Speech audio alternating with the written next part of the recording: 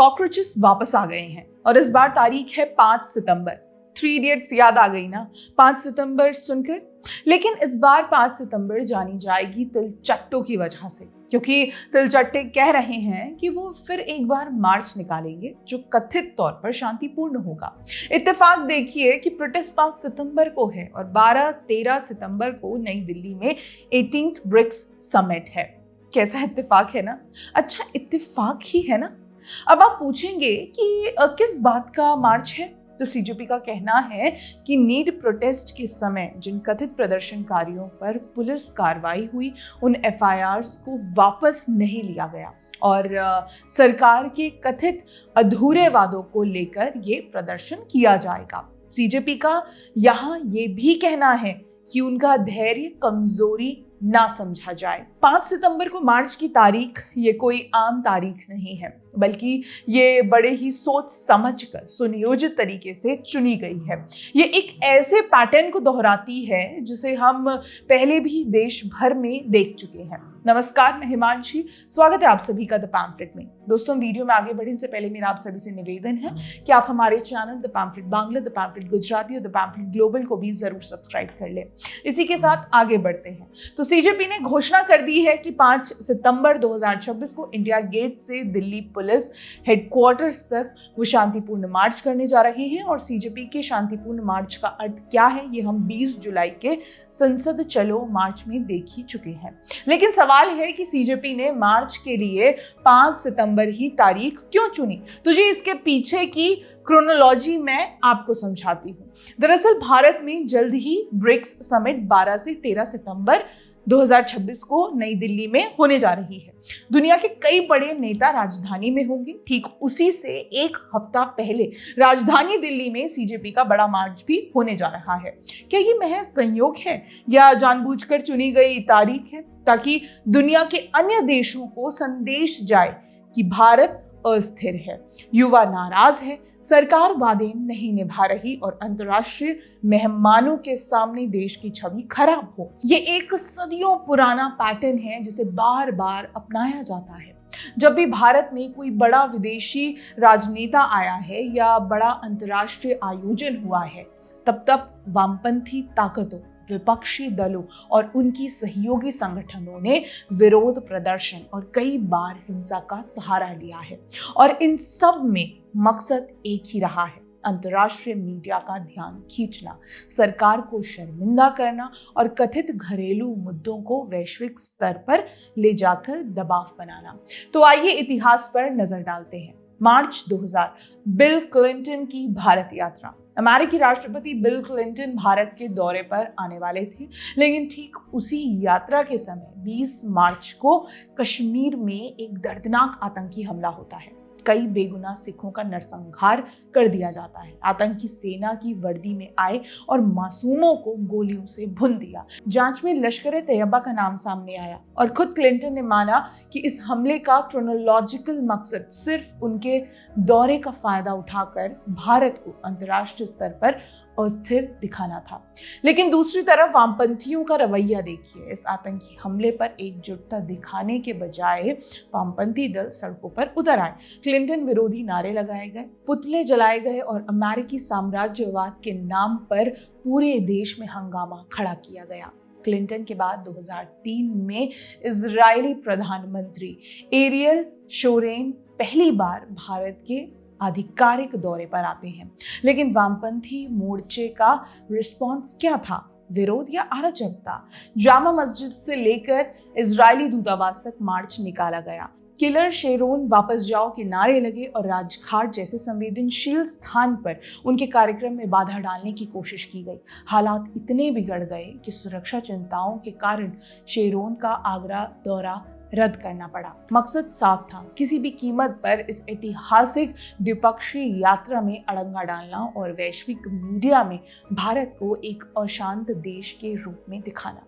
इसके बाद George Bush, मार्च 2006 में जब अमेरिकी राष्ट्रपति जॉर्ज डब्ल्यू बुश भारत आए तो वामपंथी दलों और कट्टरपंथी संगठनों ने पूरे देश को बंधक बनाने की कोशिश की।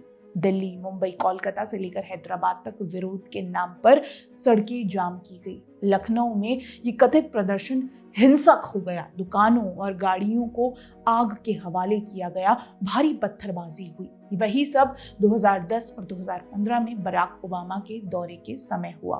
2010 हो या 2015, अमेरिकी राष्ट्रपति बराक ओबामा की दोनों यात्राओं के दौरान वामपंथी दलों सीपीआई, सीपीआईएम, फॉरवर्ड ब्लॉक की यही टूल किट एक्टिव रही। ओबामा गो बैक के पोस्टर, सड़कों पर पुतले दहन और अमेरिकी साम्राज्यवाद का पुराना घिसा पिटा रोना। 2015 में जब ओबामा हमारे गणतंत्र दिवस पर मुख्य अतिथि बनकर आए, तब भी विरोध का टाइमिंग देखिए। न्यूक्लियर डील और सिविल लाइबिलिटी लॉ के बहाने जानबूझकर ऐसे समय पर प्रदर्शन किए गए ताकि अंतर्राष्ट्रीय मीडिया का ध्यान मुख्य समारोह से हटाकर विरोध प्रदर्शनों पर केंद्रित किया जा सके। अब आते हैं डोनाल्ड ट्रंप। फरवरी 2020, ये पैटर्न सबसे खतरनाक रूप में 24 से 25 फरवरी 2020 को सामने आया, जब अमेरिकी राष्ट्रपति डोनाल्ड ट्रंप भारत में थे। ठीक उसी समय उत्तर पूर्वी दिल्ली को दंगों की आग में झोंक दिया गया, जिसमें 50 से अधिक बेगुनाहों की जान चली गई थी। दिल्ली पुलिस की चार्जशीट में ये कड़वी सच्चाई साफ साफ सामने आई कि ये हिंसा कोई अचानक हुआ गुस्सा नहीं थी, बल्कि ट्रंप की मौजूदगी के दौरान भारत को वैश्विक स्तर पर शर्मिंदा करने और बदनाम करने की एक पूर्व नियोजित साजिश थी।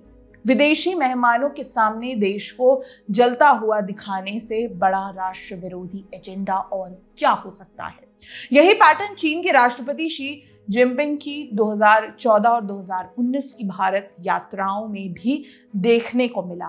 जब भी कोई बड़ा राजनयिक संवाद होना होता है, वामपंथी और सहयोगी गिरोह सुरक्षा घेरे तोड़ने और व्यवधान पैदा करने में जुट जाते हैं। मुद्दा चाहे कुछ भी हो, इनका तरीका और टाइमिंग हमेशा एक ही रहते हैं, अंतर्राष्ट्रीय उपस्थिति के साथ विरोध को जोड़ना। दोस्तों, इंडिया एआई इम्पैक्ट समिट के दौरान भी यही देखने को मिला था पिछले साल, जब दुनिया भर के टेक दिग्गज, वैश्विक प्रतिनिधि और अंतर्राष्ट्रीय मीडिया भारत के आर्टिफिशियल इंटेलिजेंस नेतृत्व पर चर्चा के लिए दिल्ली के भारत मंडपम में जुटे थे। ठीक उसी समय इंडियन यूथ कांग्रेस के कार्यकर्ताओं ने सुरक्षा घेरा तोड़कर कार्यक्रम स्थल के भीतर घुसपैठ की। भारत अमेरिका व्यापार समझौते के विरोध का बहाना बनाकर कार्यकर्ताओं ने सरेआम अपने कपड़े उतार दिए और आपत्तिजनक नारों वाले पोस्टर लगाते हुए हंगामा खड़ा कर दिया था। अदालत ने भी इस कृत्य की कड़ी आलोचना करते हुए इसे लोक व्यवस्था पर सीधा हमला और विदेशी हितधारकों के सामने भारत की कूटनीतिक छवि को नुकसान पहुंचाने की सुनियोजित साजिश करार दिया। अंतर्राष्ट्रीय मंचों पर देश को शर्मिंदा करने का ये तरीका साफ दिखाता है कि मुद्दा चाहे तकनीक का हो या युवा अधिकारों का, मकसद केवल और केवल वैश्विक स्तर पर देश की साख पर चोट करना ही रहा है। 2000 से अब तक यही पैटर्न रहा है। अब सवाल ये है कि ये पूरा का पूरा पैटर्न देश के लिए इतना खतरनाक क्यों है? इसके 5 बड़े कारण हैं। पहला, लोकतंत्र की आड़ में देश की छवि पर हमला। शांतिपूर्ण विरोध आपका संवैधानिक अधिकार है, लेकिन विदेशी राष्ट्राध्यक्षों के सामने या अंतर्राष्ट्रीय आयोजनों के समय देश को अस्थिर और विद्रोही दिखाना लोकतंत्र नहीं, बल्कि भारत की साख से खिलवाड़ करना है। दूसरा, इंटरनेशनल मीडिया का बायस्ड नैरेटिव। ऐसे मौकों पर पश्चिमी मीडिया भारत की आर्थिक प्रगति या नेतृत्व को नहीं दिखाता, बल्कि सड़कों पर हो रहे विरोध और हिंसा की तस्वीरों को हेडलाइन बनाकर पेश करता है। तीसरा, शर्मिंदा करने की स्थापित रणनीति। घरेलू मुद्दों को सुलझाने के बजाय उन्हें वैश्विक मंच पर ले जाना, सरकार पर दबाव बनाना और देश की अंतर्राष्ट्रीय फजीहत कराकर राजनीतिक रोटियां सेकना, ये एक फिक्स स्क्रिप्ट बन चुकी है। चौथा, शांतिपूर्ण के नाम पर हिंसा का खतरा।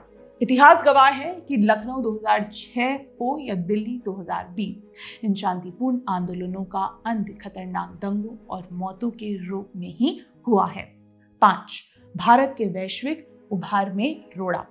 12 से 13 सितंबर को 18th ब्रिक्स समिट दिल्ली में होने जा रहा है। जब भारत दुनिया का नेतृत्व कर रहा है तब 5 सितंबर को दिल्ली में अराजकता का माहौल बनाना सीधे तौर पर देश की प्रगति और प्रतिष्ठा पर चोट करना है।